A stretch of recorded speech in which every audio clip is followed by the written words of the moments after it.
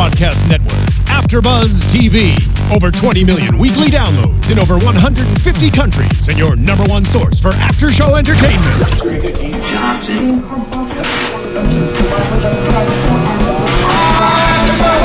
AfterBuzz TV, the destination for TV superfans, producing aftershows for over 300 of your favorite TV shows, interviewing celebrities and showrunners, and bringing you behind-the-scenes exclusives. All thanks to E! Entertainment's Maria Menounos, producer Kevin Undergaro, and internet leader Akamai.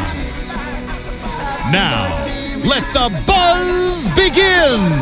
Hey there, AfterBuzz TV fans! Welcome to another episode of Agents of S.H.I.E.L.D. AfterBuzz After Show. Tonight we are talking about Season 3, Episode 4, Devils You Know. How are we all doing tonight? I'm doing good. I don't know, so many things. A little frustrated. I'm a little angry. I'm not gonna lie, I'm a little angry. Archie might be a little blue. Yeah, I'm feeling a little blue. Like a crate. I'm saying. Like, you like feel like you're a crate. I thought you meant like the blue bag. Yeah, exactly. Yeah. Like, I ate a blue bag. For biological, right? All right, guys, we've got a lot to talk about tonight, and we also have a wonderful guest joining us in the studio. But first, let me introduce my fantastic panel. Jesse Klein. Hi, I'm Jesse Klein. You can find me on Twitter at JessKlein1. That's JessKlein, the number 1.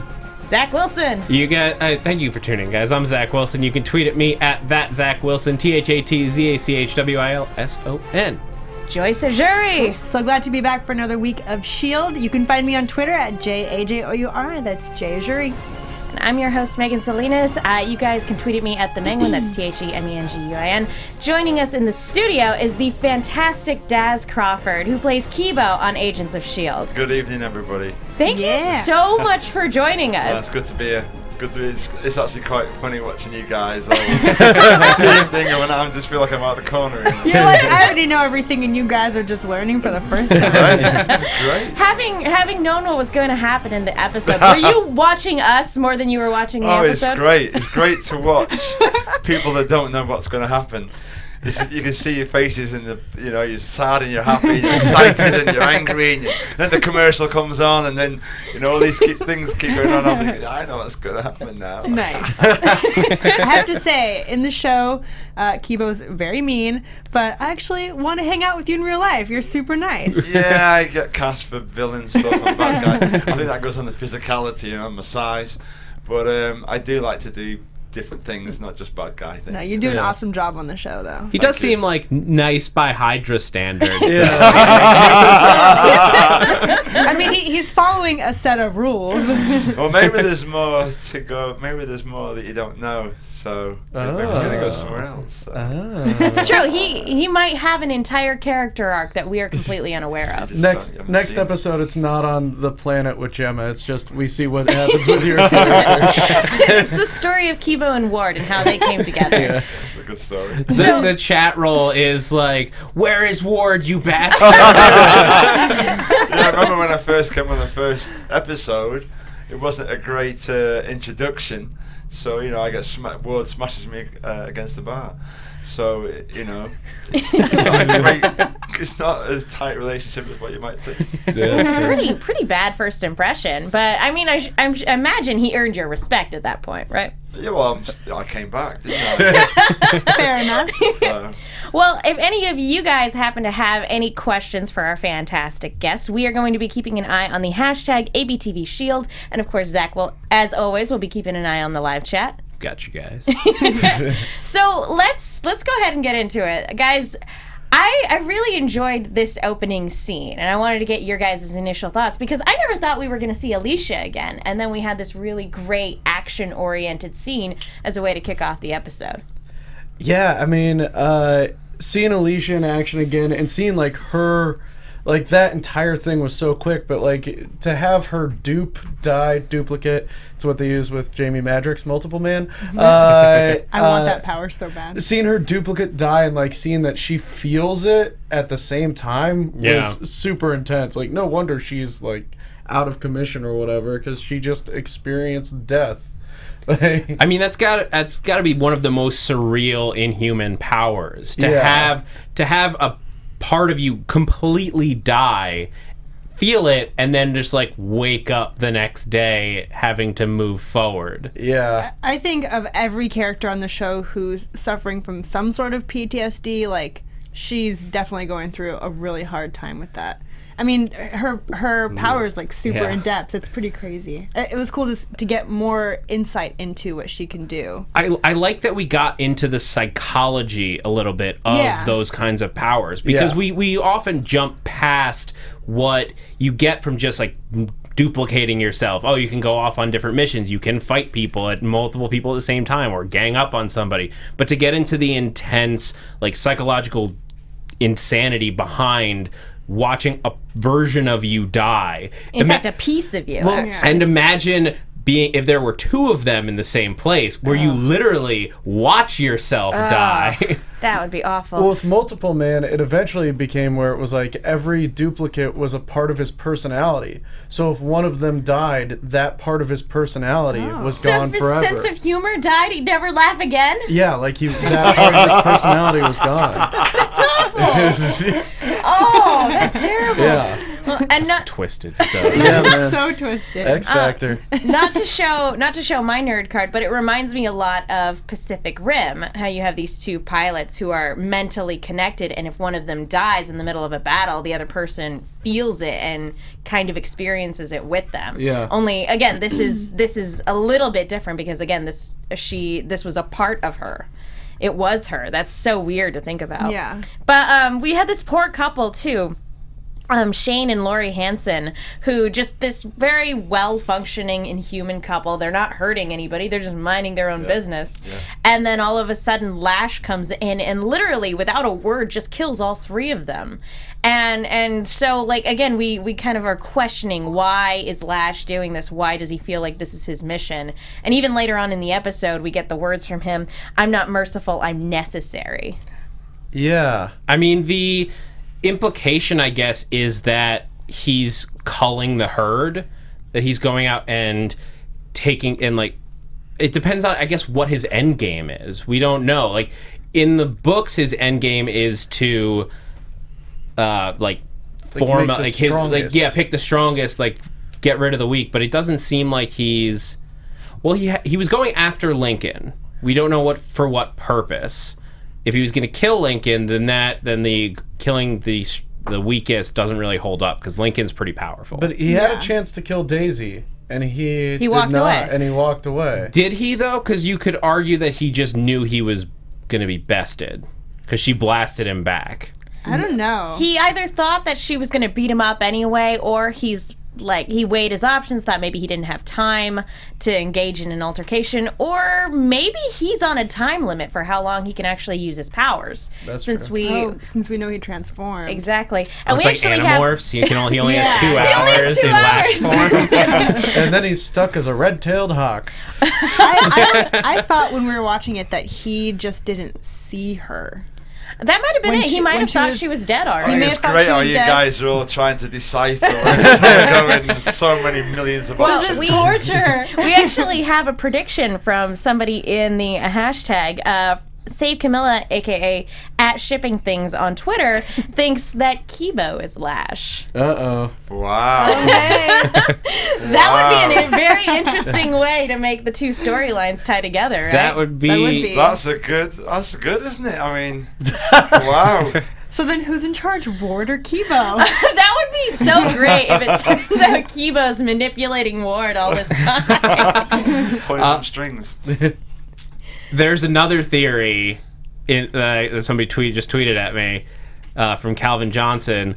Have you heard the theory that Lash is Trip? What? No. No. I'm not guys. saying I agree with it. I would personally feel cheated. Yeah. If that it would Tripp's weaken his death. Yeah. I think that Trip is dead. Sorry, guys. But it is a nice thought to entertain. Yeah.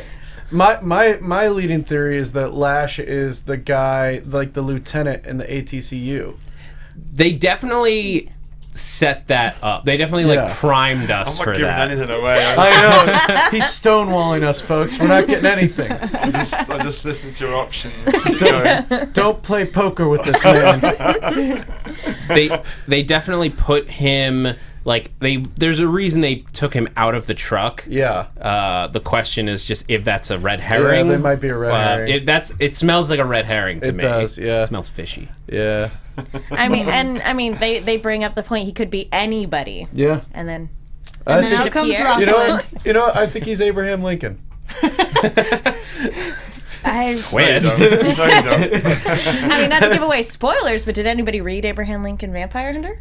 No. Me. Zach knows what I'm talking about. Yeah. Anyway, that's a completely different conversation for a completely different day. But we do have another question from the hashtag for you, Daz. Jillian Davila wants to know what it's like working with the cast on Agents of S.H.I.E.L.D. Oh, great question. When I was originally cast on the last series, which was the first time I met everybody, everybody was so warm, welcoming. The crew, the cast, everybody. I had such, you're working on different shows all the time. Going on to S.H.I.E.L.D, brilliant. I can't fault it. It's just, it's a pleasure going to work. That's what I would say. So that they are really good, and obviously, you don't have time to speak to everybody every day, and you only see certain characters certain days that you go in.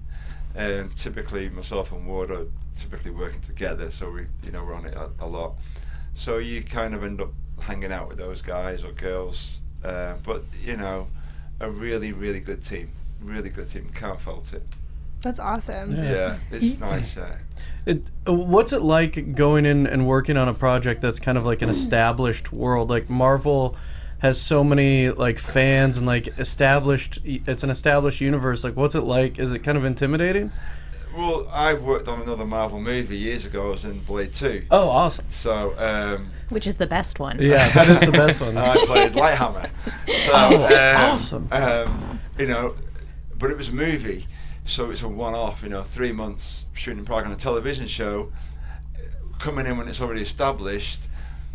I'm not an introverted person, so I'll talk to anybody. Yeah. And you walk into the room on the first reading, and all the cast are there, and production, and everybody's there, and you kind of, some people are quite open and meet you, and then as the days turn into weeks, you start talking to everybody. So it wasn't difficult. They're just people. We're all just people. Yeah. So it's not like unless you've got somebody that's a bit anal, who's prima donna-ish. But there isn't anybody. Everybody's it's good. It's nice, and it's warm. When I go in, it's warm to talk to everybody. That's really cool. You said you really enjoy the writing of the show, which I think we can all agree is amazing. Yes. So when you guys are all sitting there. And I always ask this, like when you guys are all sitting there at the table reads, is everyone just always reacting to the way that the writer's sort of surprised? It must always be a surprise. You go in, and we have a reading every week, and you sit down, and you turn in the page over for the first time, and you don't know what's going to happen to your character. You have no idea. You really don't. You're like, is this the day I go? You just don't know. You just don't know, and it's so secretive, and you're like, wow, oh, okay, and it makes you want to turn the next page, and it is definitely blind. You're going in blind, and you don't know what's going to happen, which is it's exciting. Yeah. That's awesome.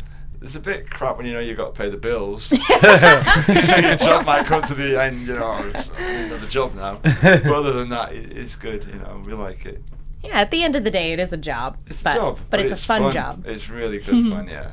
It's awesome. I'm interested in seeing actually how this dynamic between the two of them, because Ward is so, in a weird way, dead set on making Hydra an evil version of S.H.I.E.L.D. even more so than it already was, like implementing S.H.I.E.L.D. values and levels of secrecy and everything like that, which is interesting because I thought Hydra would have kind of had that already, but like the idea that Hydra could actually become like literally like the nega S.H.I.E.L.D. is very, very interesting and kind of weird. Nega S.H.I.E.L.D. I mean, like, again, implementing S.H.I.E.L.D. values and, like, structures and procedures into everything that they do, because that's what Ward knows. It's weird, but at the same time, it's very intriguing that he's trying to kind of bring that family feel into it. Yeah, he was a good guy, he turned bad, and, what he wants... what his goals are, I can't say. So is Kivo sort of his, like, answer to May? Like, is Kivo to Ward as May is to Coulson? I'm kind of his right-hand man. I am his right-hand man, It's, he's always... I'm the guy who does the jobs. And I go back and report to him. So if you're going to compare the relationship, there's a similar relationship. It's just that, it's not, I don't think the dynamic is not the same. Definitely not the same, but there's definitely a connection, There's a bromance forming. Well, speaking of shipping, we actually have a shipping-related question from Andrew Fedge on the hashtag. He wants to know, does Kibo ship Phil Coulson and Roz? I'm going to go ahead and probably assume not, because why would you ship the enemy together? But that's just me. That's just me making an assumption. You've got to ask the writers for that, because I don't know where that's going to go. I would not. Envisioning something like that is quite extreme.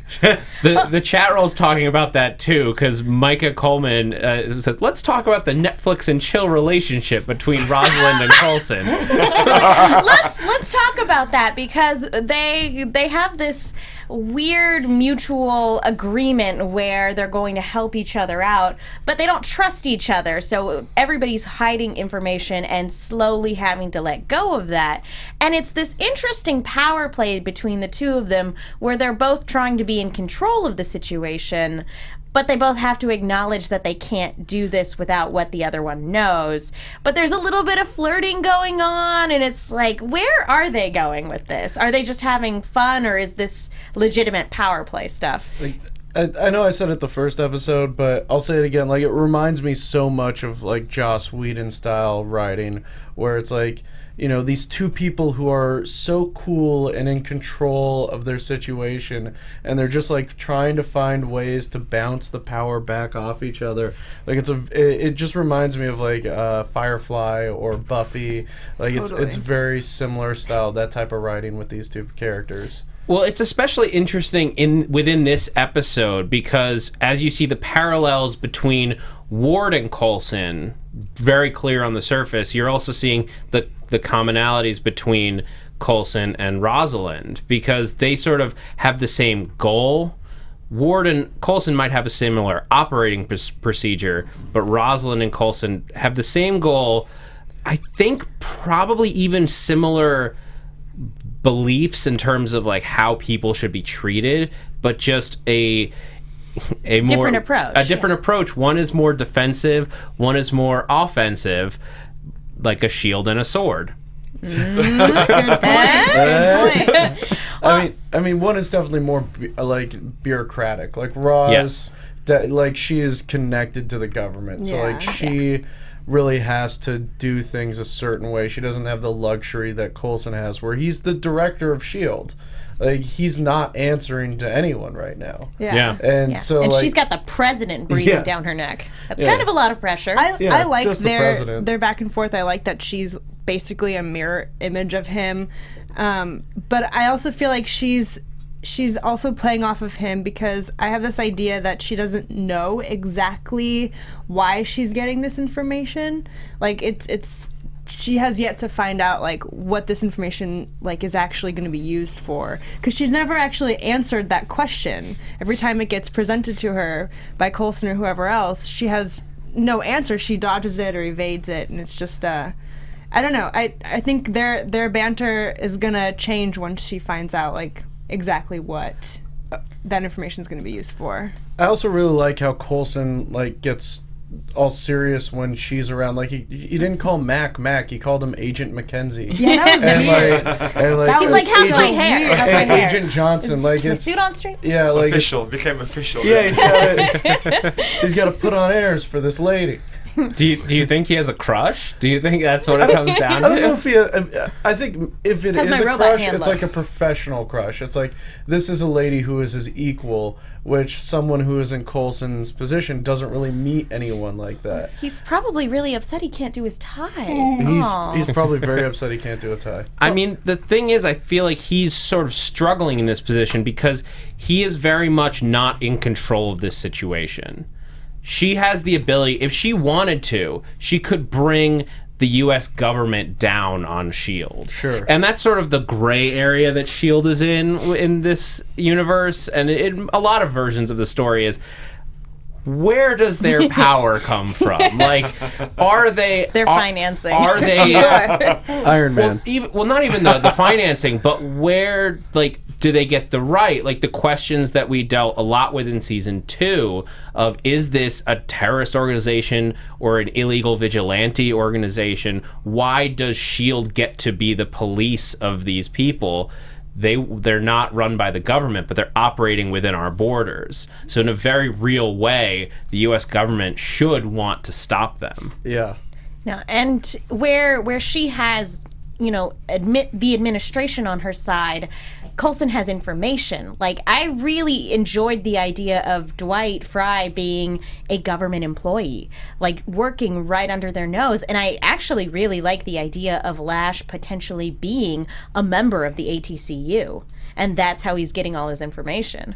Yeah, and they're just... Because he had the names, Dwight just tracked them down. Yeah. they're just out of their depth. He's just laughing at us, guys. Because listening to I want Lash to be this guy. I want Lash to be that. When it's you all along. I know it is. I hope at least one of us is close. It's going to be so funny when we get the reveal. I know. It's going to be so great. You guys make fun of me for my pie in the sky theories, but it's just a way to stay safe. If I try and do a real Pie in theory... the sky is not safe. It's adventurous. But yeah, so we have this really interesting back and forth in it. I love the conversations that we get between Mac and Daisy too, because now they're being forced to be caught in the middle. And I loved the family comparison that we had in the last episode of, like, Coulson and Roz are the parents and these are the kids that don't want to hang out with mom right now.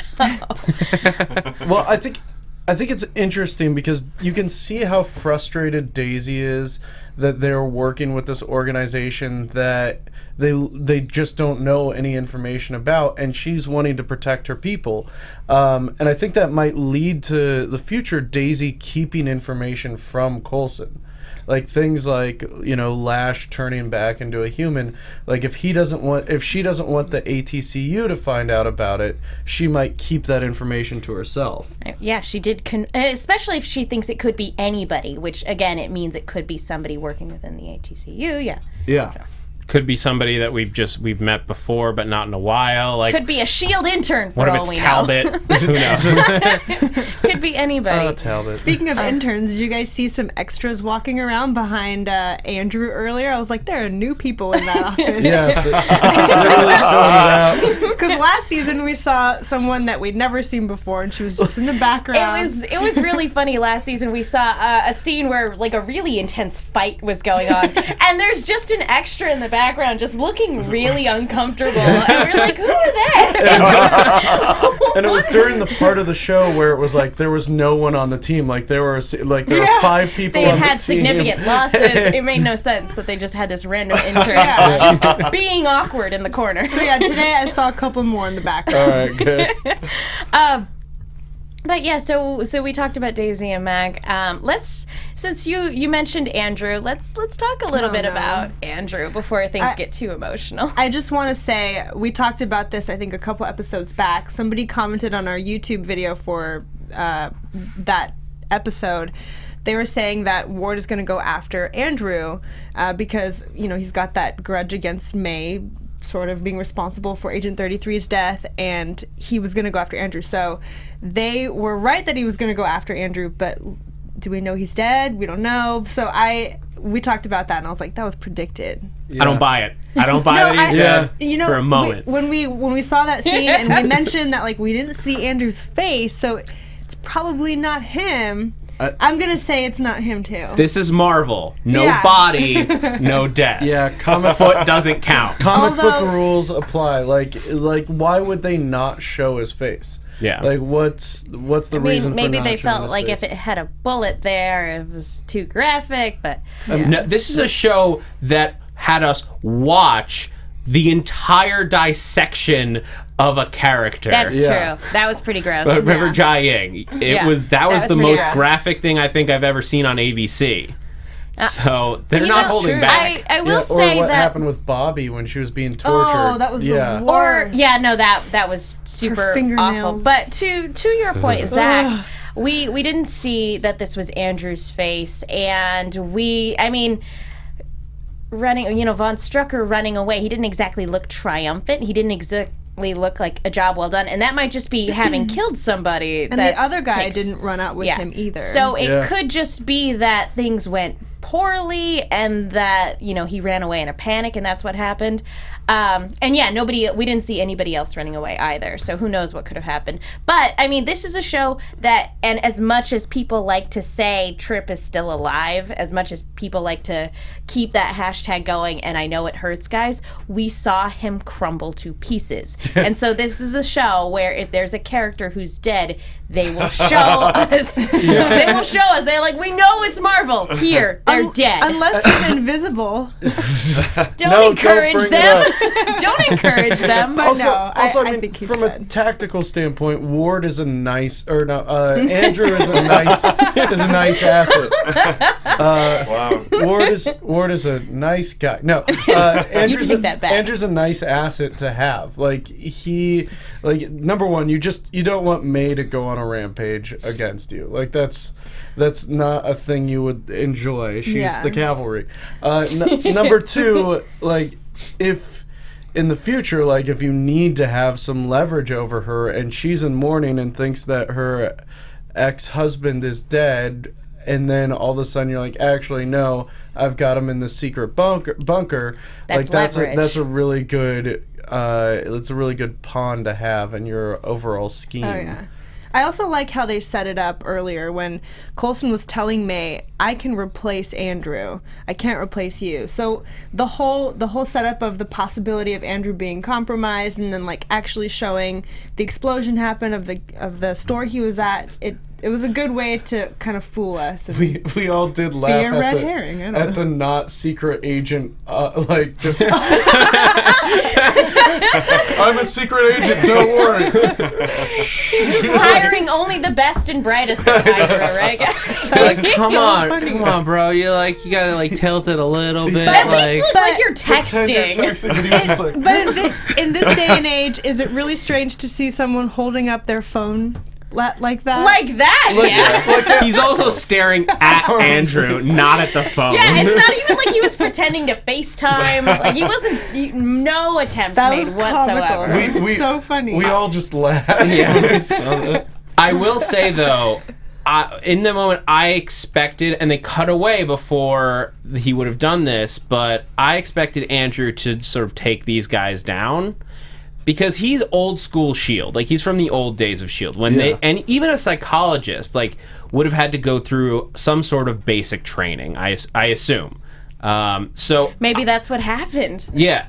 Also, just living with May of all people. I imagine she would have taught him some stuff. Yeah, he would know something that could help him defend himself. And the kid runs away so freaked out.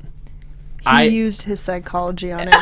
He didn't even throw a punch. That's his power. Reverse psychology. He freaked out Werner. It was like, this is because you're angry at your parents, isn't it? What? And the kid just took off. No.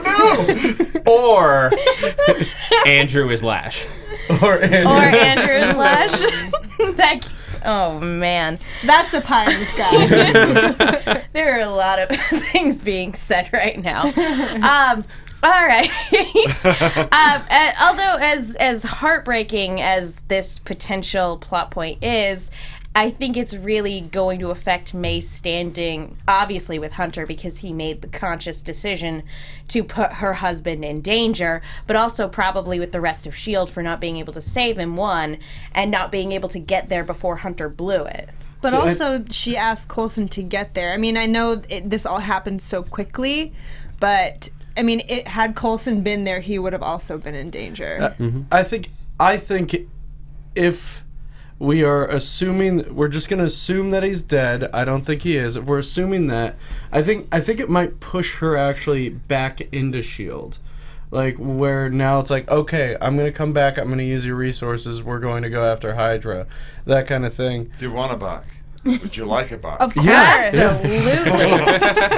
Wow. She's one of our favorites. Okay. She's fantastic. We actually had a comment on the hashtag. I'm having trouble finding it now, but the long and short of it was just how great was the look on Ward's face when May came charging in. Yeah, it was a pretty oh, we're in trouble now. He's like, I didn't plan for this. I like how she day. came in and immediately took out 5 people. Yeah. I mean, he did plan for it though. Like, he had people like on Andrew, like ready to go. that's Basically, true. like it's a threat to S.H.I.E.L.D., but S.H.I.E.L.D. does the math on Yeah. it. Like, it's one guy versus like, what can we do here? May is the only one that would tip the scale the other direction. Yeah.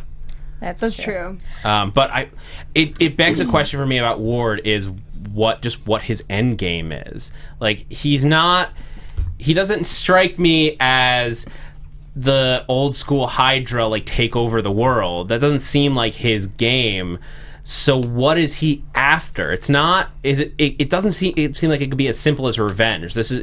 Reforming Hydra is too big to just be take down S.H.I.E.L.D. Maybe it's to replace S.H.I.E.L.D.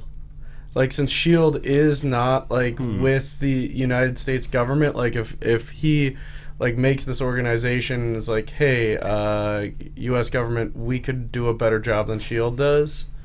Like, that kind of thing. That's why he's kind of implementing those S.H.I.E.L.D. protocols, that kind of stuff. Call it Hammer. Yeah. That kind of thing. I mean, if you swap out like Ward as a villain instead of Norman Osborn, then it it's fits. almost the exact same thing. Yeah. Yeah. No, that would be very intriguing to see if that's what Hydra becomes. I'm curious, though, because especially having, again, worked on the show, when you guys are filming an action sequence like this, it's probably really challenging because it's a lot more intensive having to do it step by step by step, and then it all gets edited in a really quickly way. Yeah, you watch the show and you see the stunts and it lasts seconds. And we're there 14, 15 hours. I did it over and over again, and I remember throwing the table through the window a couple of times, and one time it went through clean, which is great. But it did. I can't escape through that. That was the idea. The second time it didn't. It hit the roof. It hit someone on the roof. And you've got to keep putting sheets of glass in. Were they not putting blasting caps on the window? We used glass. Oh wow! We used a special type of glass. The sugar glass, right? No. It did cut you. It could cut you. Oh, wow. Interesting. There was injuries, and jumping out of those windows a few times, get it right. And, in any stunt, there's a danger in any stunts. I like doing my own stunts. I've done them for 15 years. I used to be a gladiator, like a British gladiator. And we climbed up walls and doing all that. That's so cool. So, it was doing that kind of thing is what I like. And it kind of breaks up the day. If you're just doing dialogue all day, I want to do some action, I'm falling asleep here, come on. So when they say jump out the window, you're like, how jump out the high? window, yeah, I'll do it. You're already through it. You have a stunt double there, there's a guy there to do it for you, but I like being able to do it all. They'll use the stunt person, but sometimes his jump might be better than mine, or vice versa. So we can use the real thing. Do you find that helps you get into character when you're physically doing the stuff that the character has to go through? For me, I like it. It just keeps you awake. Yeah. Because otherwise, you're just droning off dialogue all the time, and then somebody steps in and does all the action stuff, and then you step back and you kind of, what? I just jumped out of a window. Oh yeah, okay. Then hurry up and wait. Yeah. And you have to wait for the next one. So I'm thinking, so it's much better because you know what you've just done. Yeah. And it's easy to go on to the next scene then because you know what you've been doing, Definitely for me, I prefer it. Sometimes production companies, depending on how big they are, they won't let you do some stunts because it's too dangerous. And there's only one of you, and if you get injured, then you've kind of messed up the whole production. That's true. So you've got to weigh it up. You got to walk it off at that point. I got injuries. I remember when we were doing I think it was last week's episode that was on TV, when I getting out of the water, doing the rats, putting the rats on the boat. And it was quite a quick scene, but it was really funny actually, because I remember sitting on the back of the boat before I got in the water, and the cameras around the corner and on the boat, and I heard the director say, "Okay, Daz, get in the water," and as he said it, a seal popped his head out. A big seal. I wouldn't say a big seal. And it was literally 5 feet away from me. And I was sitting on, I'm not getting in the water. But eventually I got it in and climbing in and out and in and out. And on the back of a boat, it's not smooth, it's gritty for grip. Yeah. It's got all those ridges. So I have got scars on my knees now. Battle wounds. In and out. So it might look smooth, but a lot of times it's not so smooth. You just have to grin through the pain. Just get on with it, That's it. You just gotta get on with it. Otherwise, it's It's the motto for the show. And I mean, cool battle scars. You're like, I do my own stunts. Yeah, it's always my own stunts. Before we move on, we should talk a little bit about iTunes. Zach, by any chance, do you have... Oh, yes. Way to be on top of it. Folks, thank you so much to everybody who's gone to iTunes to leave a rating and a comment. You guys are just the best. You guys say the sweetest, kindest things, and it is literally the highlight of my week anytime I go to look at it. And for those of you who are international, we know that you guys comment and contribute too, and as well as leaving comments on YouTube and... in the live chat. We really appreciate it. Yeah. Be sure to take a picture of your review of your international and send it to us so we know it's there. We've got a couple of them. They're really awesome. Yeah, this last week we had people from a person from Malta and someone from Portugal reach out to cool. us. Yeah. That just makes me smile the so coolest big. thing. So big. D-Dur12, fun times, 5 stars. This is one of the more enjoyable AfterBuzz shows. All hosts have such a knowledge of the source material and genuinely love the show. They can be serious, show us dry humor, and make us think about things we may have missed in an episode. The hosts often go on tangents, but it is never too crazy or zany. Fitz Simmons AF says, amazing. Absolutely love you guys. Listening to you guys after the show is definitely one of the highlights of my week. I love how you are all engaging, entertaining, and knowledgeable of what you speak, and it truly helps me catch up on things I may not have seen or thought about. Let's get more reviews. Let's beat Scandal. Yes. We only need 110 more. We will beat Scandal. We have to offer some sort of incentive like we did last season. Yeah, we'll figure something out. We'll find that seal. Phil Coulson's left hand is back. Rosland, you insensitive jerk. And no, I don't feel bad for you, Phil. I feel bad for me. Seriously, disarming. Can't wait to see what else is up your sleeve. I'm gonna have to blow through these. There's so many. Kurt GR says, love it. I love all the background given on this show. I knew about the Golem mythos going back a few weeks, but I hadn't connected the month until you guys did it. PTH32 says, definitely a favorite. I listen to quite a few AfterBuzz shows, and this is definitely a favorite. I love how the hosts are so excited each week, and the fan interaction has always been stellar. X Do Not Play X. I found this podcast and watched all of season 1 and 2. I love listening to all of you talk about the show and love the enthusiasm. And lastly, LV4 Tuna says, incredible job every week. It's tough to say this is my favorite show on AfterBuzz since every show I watch pretty much stars this great panel. The amount of knowledge and passion you bring to Agents of S.H.I.E.L.D. is all of your AfterBuzz shows is just awesome, and it's so cool to hear all of your views and opinions on stuff I love.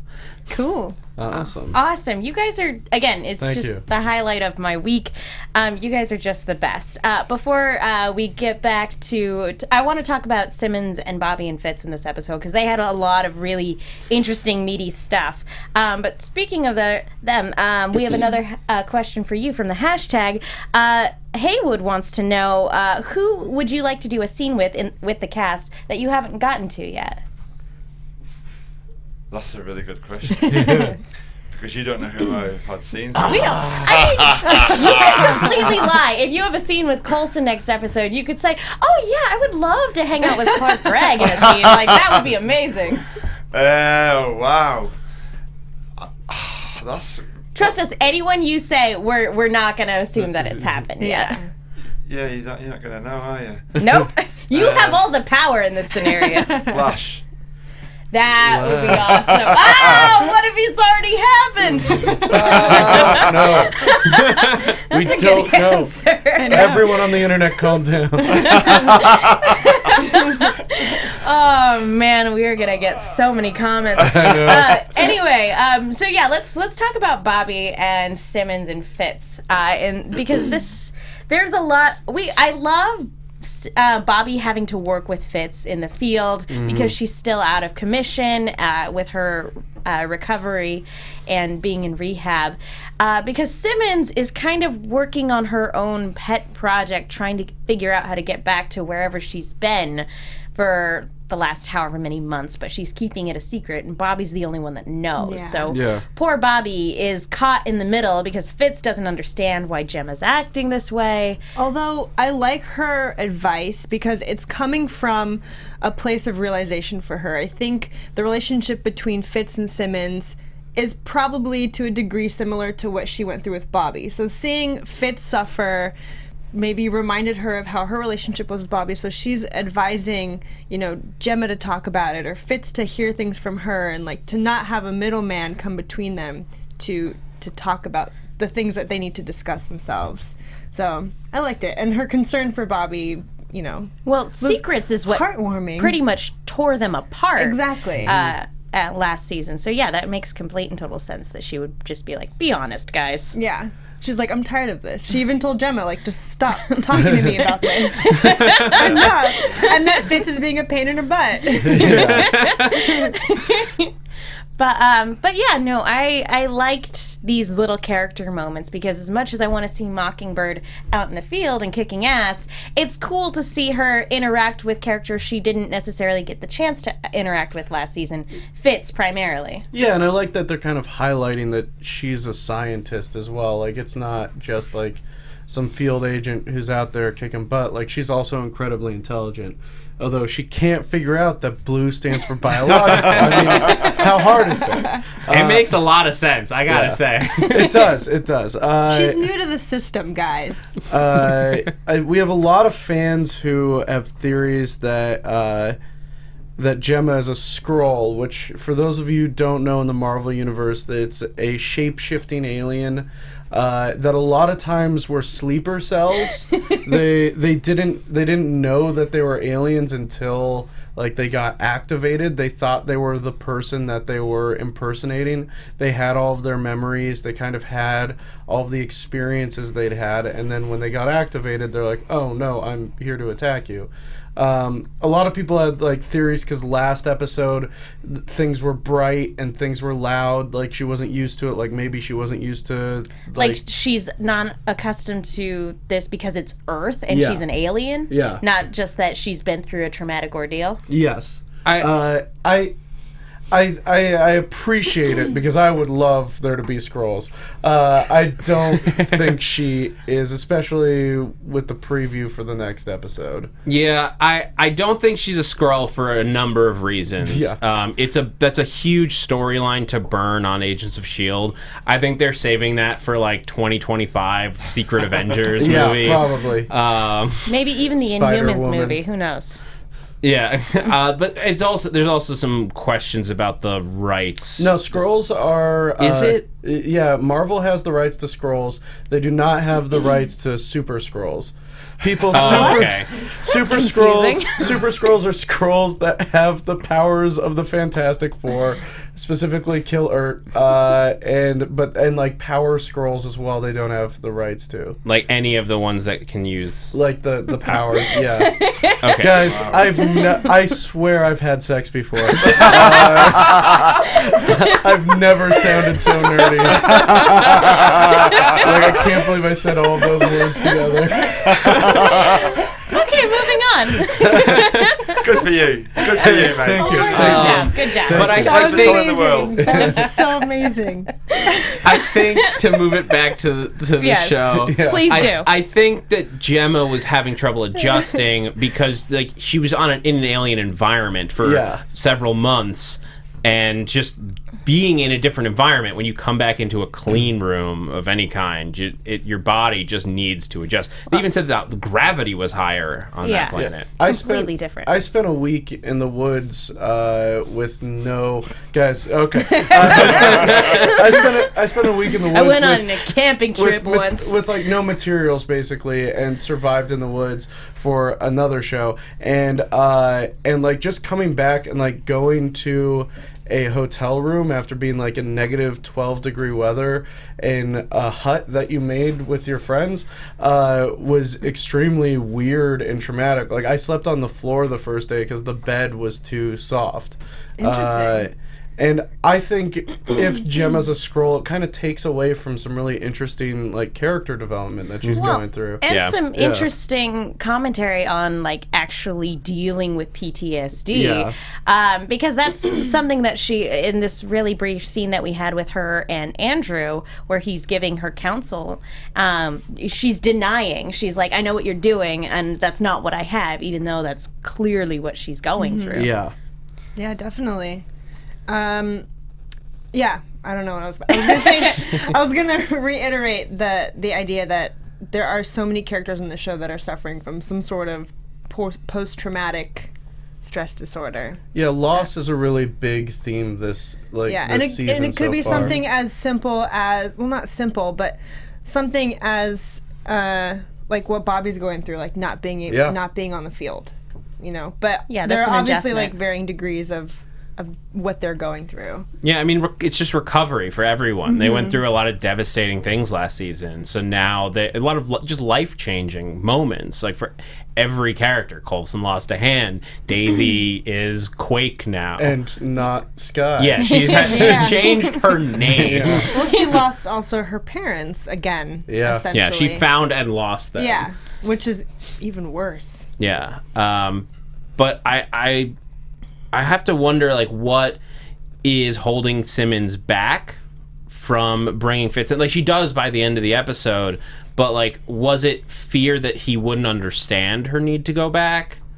Do you guys think that's what it was? It could be that. It could also just be that, it's nobody would understand the need to go back because nobody knows what she went through, and we'll find out next week what she went through.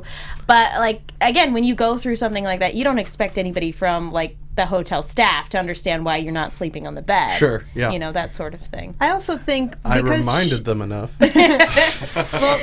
also because Simmons knows what Fitz will go through to make sure she's okay. Yeah, like, he was the one that saved her. I think if she were to tell him immediately that she wanted to go back, that maybe she was afraid he would jump on the idea and like go along with her, and she didn't want to risk it. Or the idea that he would resent her for it because he's like, I worked so hard to bring you back. I wonder if this will be the one time Fitz is not on board with what she wants to do. I think it probably depends on what she tells him. We also got some little information where when Andrew's talking to her and he's talking about the miners, because we had thought maybe there were people back on this planet, like that she had to go and like help rescue. She had said like, well, they had each other to depend on, so there weren't any other survivors where she was, as far as that goes. I know a lot of people were thinking like maybe she had like a group of people, like that guy that we saw from the past like was still there or something like that. Like again, that there was some weird space-time thing going on. But it seems like she was mostly alone there. if not entirely alone, except for whatever predator was there. Hunting her. Yeah. Yeah. So we are running a little short on time. Is there anything else you guys want to discuss about tonight's episode before we move into predictions and a few more questions for our awesome guest? I actually wanted to know, we were talking a lot about, backstories in comic books. I want to know if, Daz, you did any research before getting on the show, and by research I mean, did you read any of the comic books that might correlate with the show? Not with S.H.I.E.L.D, no. I'd watched a couple of episodes before I actually auditioned, and so I kind of knew bits and pieces. I could see that there were lots of different stories going on, and I was watching the different characters and trying to see where each character was going in relationships and things like this. So when I auditioned and could see that I knew what my character was, and it was mainly with Ward, but I didn't know that at the time. I just knew it was with Ward, and I knew what Ward was about. So that helped me kind of develop my arc with the relationship with Ward. Cool. So that was all I did, but I had not read any of the comic book. I mean, I read Spider-Man when I was a kid, and Fantastic Four, but not S.H.I.E.L.D. Okay. No. Yeah. So this is all new and all exciting. Yeah, it's really interesting. I actually find it quite fascinating now as an actor, and now being involved in such a huge thing.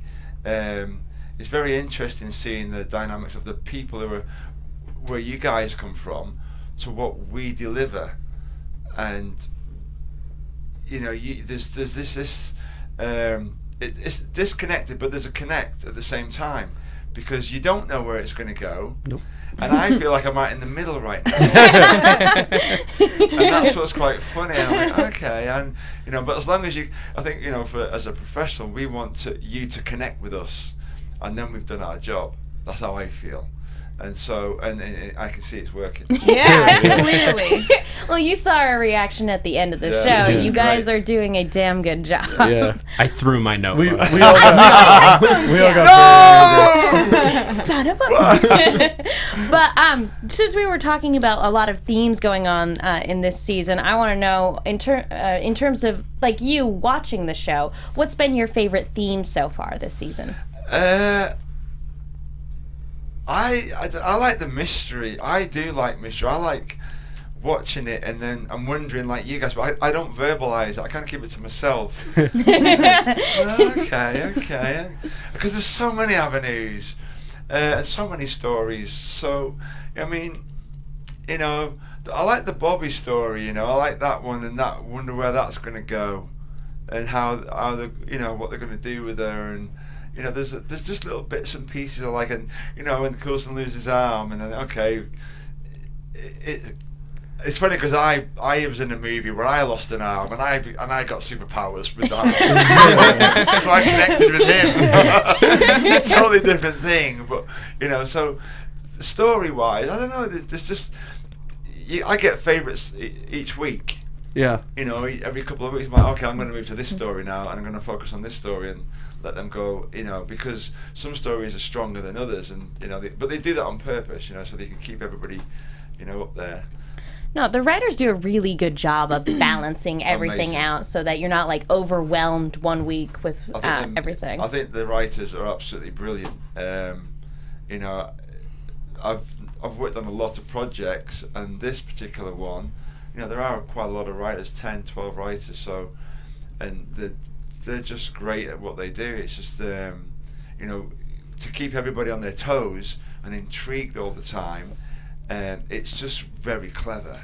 Yeah. I think it's really clever, and think, yeah, wow, this, you don't know how when I'm talking to the guys on set, and they say things to me, I think, now I know why I'm not a writer. I just couldn't think of, I think I've got a good imagination, but these guys, they are out of the world. It's out of the world. Well, that makes two of us. That's excellent. We should probably go ahead and move into predictions for next week. Your AfterBuzz TV prediction. Oh, we didn't get the light show. Well, I guess we gotta hurry. So next week, it looks like it's all about what Simmons went through on the alien planet planet. Do you guys think we're going to find out where in the galaxy she was, or, obviously we're going to see what she went through, but do you guys think we're going to get any definitive answers? I think we have to. They sort of teased us with episode 2 is going to have all of the big answers, and it sort of did in that we got to see it so we could start theorizing, but they set this up as the answers episode for Simmons backstory for off season. I feel like we'll figure out what this blue filter planet is. It is. It's just all blue. It's ridiculous. Very blue. It's like a Zack Snyder film. It sort of looked to me, this is like Simmons does Castaway. A little bit. Yeah, because she's got the spear and she's hunting something in the water. Diving in the water. Yeah. Castaway, Hala edition. Here's the question. Is it going to just be Simmons on the planet, or are we also going to say, go back to Earth and have Hunter have an awkward conversation with May? Find out maybe where Ward ran off to. I think we're gonna have a just Simmons in space episode. I think it's gonna be. I hope so. I feel like they have a lot to cover for what she went through. She was there for months. Yeah. That would be unique. Our time. Yeah, we don't even know if that's the amount of time she was been there out for. there. Yeah. That would be unusual for S.H.I.E.L.D. though. I feel like I can't recall a single episode that will follow just one plot line. I think it would be unique for S.H.I.E.L.D., but I think the way the writers are writing this season, it feels like if we had an episode where it was basically one character almost the entire episode. A bottle episode. Yeah, well, it wouldn't seem out I don't mean that in a bad way, but but it would be in the sense of just focusing in on one location and story. That ends. I think the writers have kind of earned that type of show this season, especially with how they ended this episode. It feels like the next episode we're just gonna start running, and it's gonna be her getting sucked into the obelisk, and then we're just gonna see her entire run. Yeah, I mean, I could very much. This seems actually like a good place to put everything on pause. As annoyed as I am of the idea of putting everything on pause, this is actually a good kind of stopping point for okay, I'm going to tell you guys a story real quick. It'll hold the cliffhanger of is Andrew dead? The cliffhanger of what happened to Ward and Kibo? Where did they go? And we could lock the door. There's one person in this room. He's an Olympic level boxer, yes, but guys, he's only 3 feet taller than us. We can take him. It's no big deal. But I think that basically wraps it up in terms of our predictions. There are a lot of different things that could happen, and we cannot wait. And kudos to you, Daz. You have an excellent poker face. Like I said, it's just great because there's a gazillion options, there's a gazillion avenues that you can go down because there's so much going on, and it's very interesting sitting here listening to you guys discuss. Wow, they're way off. Close. But it's just great because I can't say a word. Well, can you tell us about any other upcoming projects that you're currently working on? Yes, I can do that. Actually, that's quite easy. Things that don't have a million NDAs. That's right. Yeah, I've just released a movie called Awaken, which we shot in Belize last year, which is a thriller about human trafficking, human organs, and wow. And basically what it is a people around the world get kidnapped and drugged and wake up on an island. Don't know where they are. There's a group of people on another island a mile away are the bad guys, and the group that are waiting basically for orders. So let's say you need an order comes in for a heart or a lung. The bad guys would come over, pick somebody off, take them, cut the bits out, kill them. Dang. Right, so during my journey is I escape, but I'm still on the island, but I escape the group, and there are cameras everywhere on the island, and a heroine, a girl comes on, and another guy, 3 of us, and we try to get off the island. But in the meantime, we need to get one more person who's with the bad guys before we can. But then there's lots of twists and turns, and it doesn't go the way you think it's not. It's very, very good because there's so many twists and turns, and Awesome. so that's great. That's Awaken. I shot another movie last year, and I can't remember what the name of it. It's just come out with Scott Eastwood. I can't remember the name of it now. It's on IMDb. It's literally just come out. I know, because I'm working. I keep working, and I shot an earlier. It's good to keep busy. Yes, earlier this year, shot another movie, Armageddon, a sci-fi movie. We actually shot that down in Salton Sea, where they shoot. Yeah, where they shot Star Wars. That'd be cool. Dawn Patrol, I believe, is the movie. That was on with Scott Eastwood. Yeah, that's a very that's a cool. I like the script with that one. I remember reading the script, and it's set in the Far East, in Saudi, and in California. And Scott comes back from the military, and he's done something bad, and the lady, he has to describe the story to a woman that her son got killed out there, and he needs to describe it all, what went wrong, and I'm the lady's protector, so I'm always in between. That's another story. There's so much, because there's so many different things I've been working on. I'm trying to remember all the different characters in Armageddon, which should come out, I think, at the end of this year or early next year. Cool. That's a sci-fi, and I'm in jail on a planet somewhere, on another planet, awesome. and my girlfriend from another planet comes to save me. It's a kind of a cross between Star Wars and War of the Worlds. That's that's how I would cool. describe it. Yeah. Which is really cool. Yeah, I really liked working on that project. We shot that this year. That, like I say, it takes a year to come around. Yeah, no, and that's always really tough because it takes so long being Before in they come post out. and then distribution and everything That's like right, that. before everything comes. But you forget, and then somebody, I saw you Like, in this oh yeah, I movie. was in that. Oh, yeah, I did that one last year. I think I jumped out a window on that one. Yeah. What did I do? What was I in that one again? Where'd I get all these scars? So yeah, and I'm you're busy reading other scripts, and it's just I like having diversity. Hollywood is quite stereotypical. They go on your physicality. Oh, you're a big guy, you can be a villain, you can kill people, it's okay. They don't give you the lawyer or the doctor, or, the little boy in the corner crying. But I think they're more powerful. If you sit me in a corner crying, it's a lot more powerful than me killing somebody. Because if it's a comedy, it's even better. Yeah. But it's busy, and I'm having a great time, over here.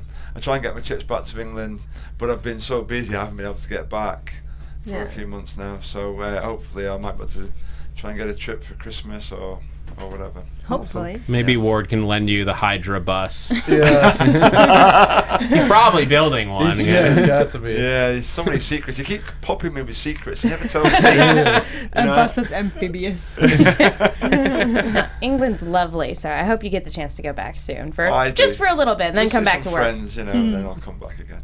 That's good. Do you guys have any other questions? We're running super late, so we should probably wrap up. Do you Yeah. guys have any more questions? No, I'm good. Just thank you Yeah, so much thank you so for much for joining us Having tonight. me. It's been great. This You is guys, cool. it's honestly, it's like I like watching the show. I like watching a TV show. This is great. We get very passionate. You can tune in every week. Yeah. Yeah, tell your friends on set. I will do. Although, as a warning, we tend to get ship happy every now and then. Yeah, that's true. Oh, well, guys, thank you guys so much for tuning in. It's always a pleasure, and thank you again, Daz. Thank It was fantastic talking to you.